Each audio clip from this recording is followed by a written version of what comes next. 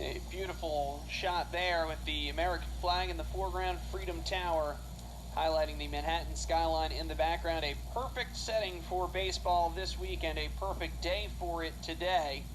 We missed out on playing on Thursday. We were all bumped back by a day. This should have been Championship Saturday, but it's a great day to play 3. We've got them coming for you at 11, 3, and 7 today. And we are into the top of the 8th in our first game of this triple header, with Manhattan trailing Quinnipiac 8-6 and sending 8, 9, and 1 to the plate here in the 8th to face Colin Donnelly, who looked pretty darn good in that 7th inning. Yeah, he really settled down and had a real quick, easy inning, a strikeout, a ground out, and a fly out. That's just what Quinnipiac needed at that point, just try to settle things down as they had recaptured the lead. They came up with 2 runs, did Manhattan in the 5th inning, and then it was Quinnipiac coming up with 2 more in the 6th and 3 in the 5th. So now it's up to Manhattan to try to battle back. Chopper, and it looked as if that caught Crabb in the batter's box, and the umpire does not agree. Well, he called him out, saying that it was in fair territory, may have bounced off the plate. They're going to get all 4 umpires together here. I thought it hit off of Crabb himself in the batter's box and should be a dead ball. Naturally, that is the cause being argued by Manhattan here. And it is reversed. All right, so they talk it over. I think they got it right. Normally in that situation, if one of the other umpires sees that for sure, they'll call it dead from out on the bases. But good job by our plate umpire today, who, when in doubt, check it out. You got 4 guys out there. That's 8 eyeballs. There are some people who wonder when you have 8 eyeballs what the guys are seeing, but in that case they got it right. I don't happen to agree with that. I think umpires 90%, 98, 9% of the time are correct. It's a brutally difficult job. Even, you look at where there's been video replay and instant replay and the slow motion review, and these guys that are paid experts on it get it wrong half the time as well. So it is a tough, tough job. I think they get this one right here as Crabb continues the at-bat. He's behind 1 and 2 in the count. Yeah, that's a pet peeve of mine, Kevin.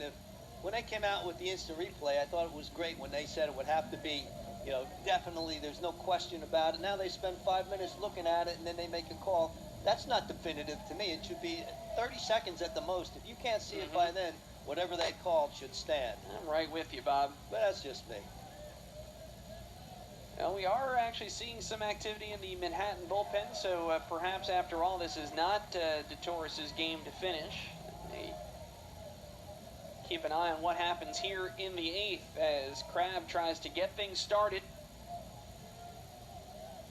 2-2 count.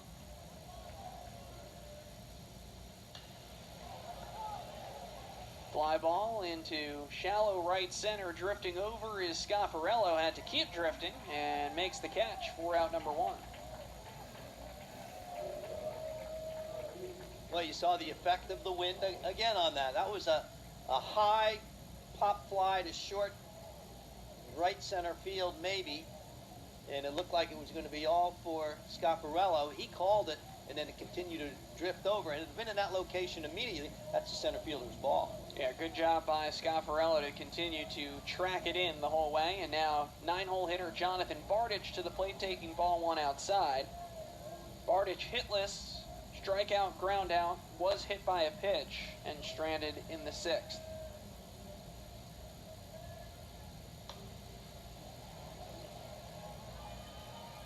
A leaping attempt by Lutz. It's off his glove into right field and will be a noisy single for Bardich. That would have been one heck of a play, and it looked like Lutz had it tracked and had it timed perfectly. A great effort by Lutz out in short right field. A looping little pop fly that carried a little bit, and Lutz got a great jump on it. He was going out toward the outfield.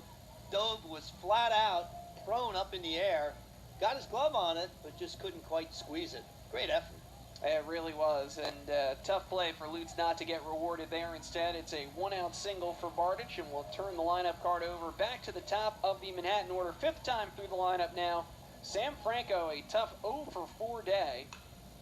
Hot shot here. This could be 2, 4, 6, 3. Franco retired. Inning-ending double play.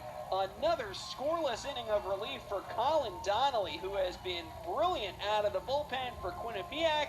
And the Bobcats lead it 8-6, heading to the bottom of the 8th here on ESPN.